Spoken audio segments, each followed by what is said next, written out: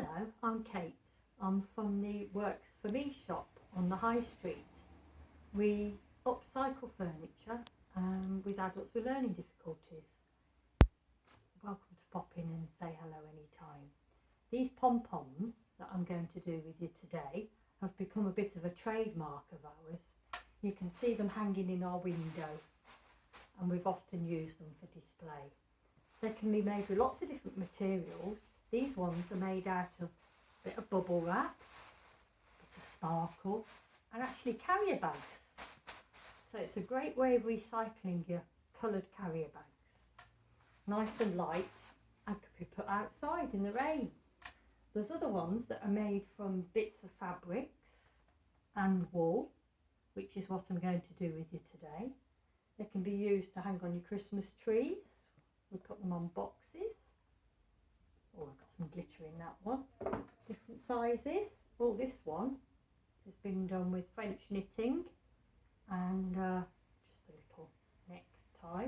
So I'm sure you can invent lots of different ways to use the pom-poms yourself. Right, what you need, ages. I think this is suitable for all ages really, to get involved, whether it's just tearing the fabric and having a bit of fun. But smaller children might need some adults to help them with tying, because you have to tie it in a really tight knot and you have to use quite sharp scissors. So let's look at my prompt card. So you will need, first of all, oddments of fabrics and ribbons and wool, anything that you've got lying around. I've started with the colour of an old blouse that somebody gave me. It's made of organza. I do recommend that you do use stiff fabrics and light fabrics. So organzas are great, old net curtains and lace curtains. Netting is ideal. And of course we can use the traditional wool. And what else you'll need is some cardboard or a book and some sharp scissors. It's always good when you're doing artwork to be prepared. So I start off by getting all my strips ready first, which takes a bit of time. And I prepare myself by having a really strong bit of thread that I can tie at the end. And I always test that. So shall I cut some strips first? Now, cutting your strips, you'll find it's a bit trial and error. Some fabrics, if you snip them first, the children love doing this, tear it. Now I've got glitter on this, but I still want to use it. So every so often I have to snip through the embroidery, just so that I can carry on tearing my strip. It's a bit more awkward than just using one without sequins on, but I do love the sequins. Now with the strips, I'm cutting them about 2 to 3 centimetres. It's very rough guide width. And the bigger the pom-poms, the bigger the strips you can go. Smaller pom-poms, you can go, they look nicer with narrower strips. So take my bit of time doing this one, because I'm insisting on having all this glitter. Right, so, and as I do my strips, what I do is I prepare them all ready. So I'll put them on the table, on the edge of the table like this. Here's my clothes. Do check first before you start tearing clothes up. And again, I think this is where the children are like getting involved, tearing strips. I've come to a seam, so again you might have to stop, go through the seam, carry on, and another seam, and the fabric's got a bit thinner, but don't worry about that. That's the nice thing about art, it's not exact, it's a bit trial and error and a bit of fun. So I picked the colours that went with this, so I thought, oh, let's go for orange. So I'll have a bit of netting, and we'll put that in my strip, and a bit of purple, because that goes again the same. And can you see how I'm just gathering up and being prepared with my strips? And I need a really strong one. I think organza's good for tying the knots. So test it, play tug of war with someone. Oh, crikey, that's strong. There's no way that that's going to break. So I'm going to keep that one for tying my knot. Oh, dropping things. This is sari. Sari material is great because, as you can imagine, you're going to get some really long lengths of saris. I don't know if you're like me, I always look out for nice fabric in charity shops. But this is what I mean about the kids having good fun. Tug of war, grab one end and you grab the other. It just goes on forever, sari. There we are. So I'll put that sari with it. Okay, I'm all prepared. Right, that's my old blouse. Oh, look at this scarf. I hope it's not real silk. I did check first. Check with your parents before you start ripping up their last year's Christmas presents. There we are, look. Snip it, snip, snip. I'll do a few snips and then we can do a few tears. So snip through the seam at the end. And then you can do a few tears then, can't you? And you might need to cut the ends. Okay, and then just cut the seams. Put those, spread your colours out. Right, now neck curtains are good, but instead of cutting, I've tried tearing this and I know it doesn't tear, but instead of cutting a great big long length of neck curtain, I've folded it in half and then folded it again in quarters. Shouldn't be waving my scissors about, should I? Quarters like that, and then I can just cut down and I'm not having to cut a great long length there, look. That's it. So a bit of old neck curtain. That's it. Oh. Now you can even use fabrics left over from making clothes. Again, I've cut some strips and we can just tear this, so that's a good noise. And any ribbons that you might have. Let's put that with it. I think that's quite long. And what else have we got? Oh, these ribbons are good from last Christmas. I saved these. You know when they have a little bit of wire running down either side? When you bend it, it's stiff. Anything that's stiff's great. So it doesn't matter how long they are. You can have short bits as well. They don't all have to be the same length. I mean, here I used on this pom-pom just a bit of lace off somebody's clothes. In fact, I'm going to pinch that off there, so you know that I can use short bits as well. And let's go for the wool. Now, you can imagine if I wrapped wool this thin for a great big pom-pom, I'd be here all day. So I just grab the wool, I've got two balls together here, and I'm just grabbing loads of it here. Ooh, I hope you haven't got cats in your house, they'll be after these balls of wool, won't they? That's it. And I'll chop a bit of that off and I'll add some wool. There we are. So, then what you need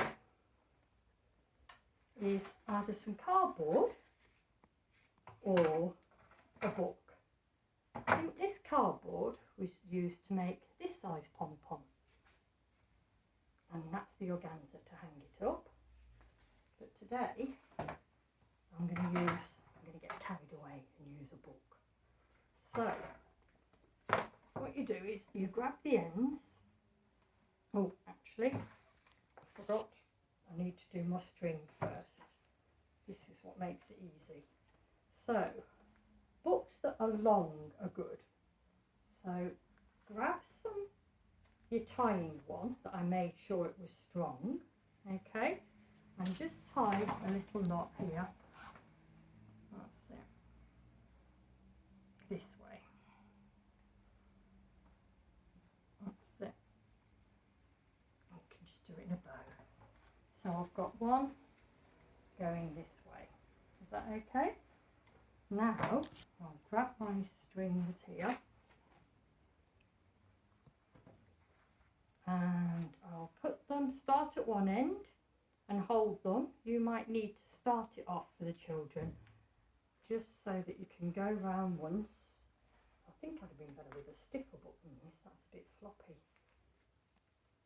And then you go round again, and the trick is don't be too neat. Don't get all your bits of fabric flat because you want them all scrunched up.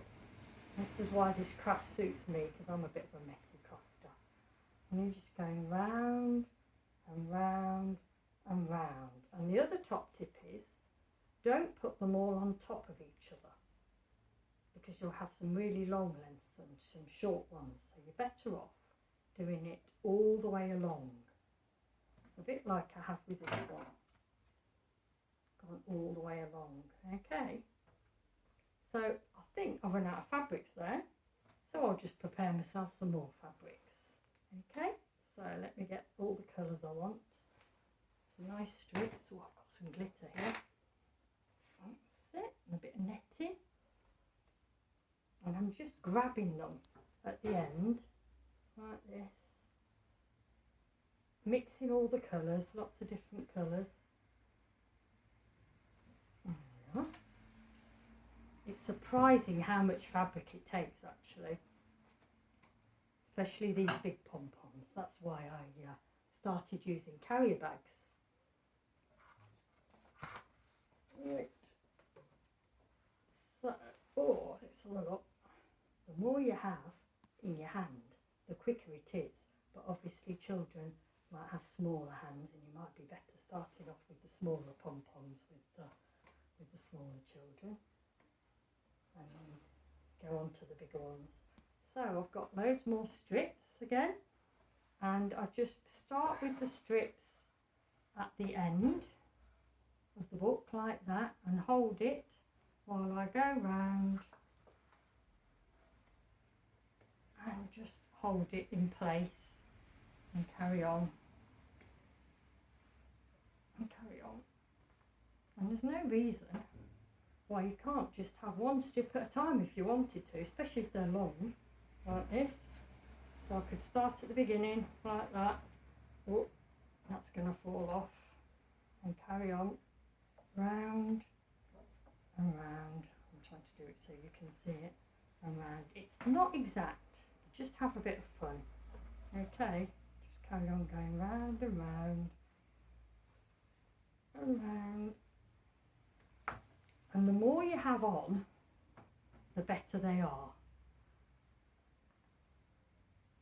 There we are. Got some lovely colours here. Oh, this is interesting lace. I don't know if some of you have had your old fabric boxes or needle boxes off your grandparents or parents, but they used to save every tiny little bit of lace, and I never knew what to do with them. And they've been saved for years and years. I thought, let's just use them, and I made some really little pom-poms just using bits of lace. There we are, some short bits as well. That's it. I don't think it will be too long now. Probably you might be a bit slow on your first one, but you get quicker. Yeah.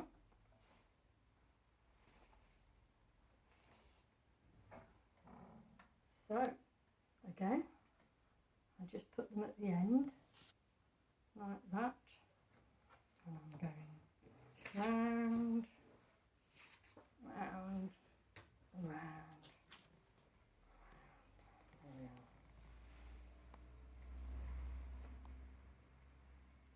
If I'd made a smaller pom-pom, it would have been done by now. But I want this to be really spectacular, especially as you lot are watching. So let's have some more lace. I'm greedy. See how I'm getting down my material already. Some more netting, nearly there. That's it.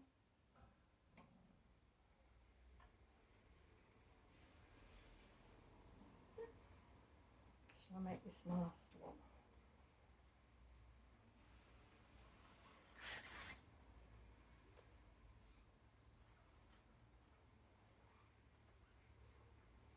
Right.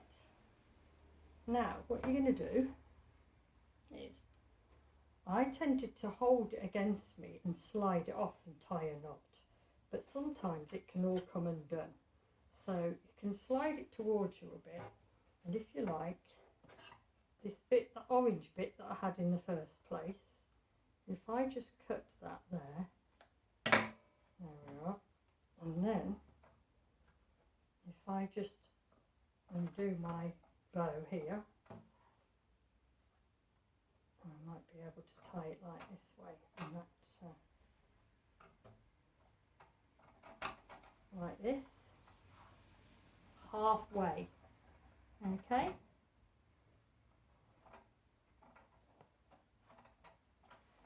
Now this is the bit where you need to be strong, and you'll see why I got that really strong string to tie a knot, okay? And then if I turn it over, I can do the same on this side. See the orange one, it stands out, doesn't it? It's good to do a colour that stands out so you can, it doesn't get mixed up. I'm right halfway. Really, really, really, really tight. Oh, that's it. If I try and hold the knot. There you are. And then slide it off the book. And you don't want it like that, you have to tie those two bits together then. So if I hold it in the middle, get that orange one again, and go around the whole thing this time. So pull it, and wrap it all the way around. This is where you need to be really, really strong. Wrap it round. Play tug of war here. I think you'll definitely need a grown-up to help you tie it tight. That's it. And if you're not sure, you can wrap it round it again and again until you get it really tight. There we are. 2 knots, better than one. 1 knot comes undone, doesn't it? Right, so it's almost like I've got a bit of a bow tie really, with the tight string in the middle. And then all these loops will then need cutting. Okay, this is when you need your really sharp scissors. My scissors look a bit pathetic, they're a bit small, but they're new. And I always think with fabric scissors, you need to have new scissors, and just, they don't particularly have to be fabric scissors, but just new scissors, and don't use them for cutting paper. That's what tends to blunt them. And you're going round and you're cutting all these loops. Okay, like this. And you just keep on cutting the loops, pull them so that they cut a nice evenness. You don't have to do them all at once, you can just do a few at a time. This is the bit where you'll need your patience. Don't get frustrated with me. Alright. But remember, you're making a giant pom-pom, so it is going to take a while, isn't it? So I'm cutting through all the loops, and you can see how it's starting to look nice and fluffy already.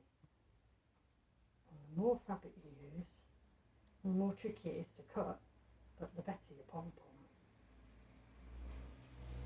I might have been able to be even more generous with this one.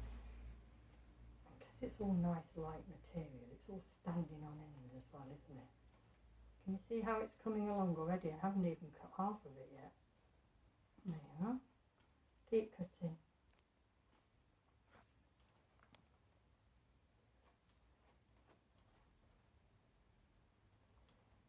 Yeah. And then when you've, I'm not going to cut it all because I think you'll get fed up with watching, but can you see how there, that's about half of the pom-pom? gone like that. And then what I tend to do is, because some bits are invariably longer than other bits, sometimes I like tatty pom-poms, but sometimes I'll just trim and snip all the little bits and ends off, so it's a nice shaped pom-pom. Now I've only done half of it, because you know what they look like when they're finished. Can you see how pretty it's looking? There we are.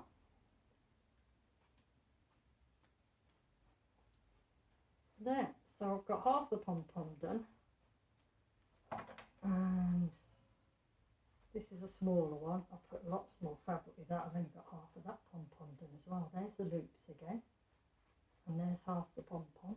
And when they're complete, that's what they're like. Or the giant ones. So good luck then. You can put the giant ones outside and the material ones in the house, and just have lots of fun and experiment with lots of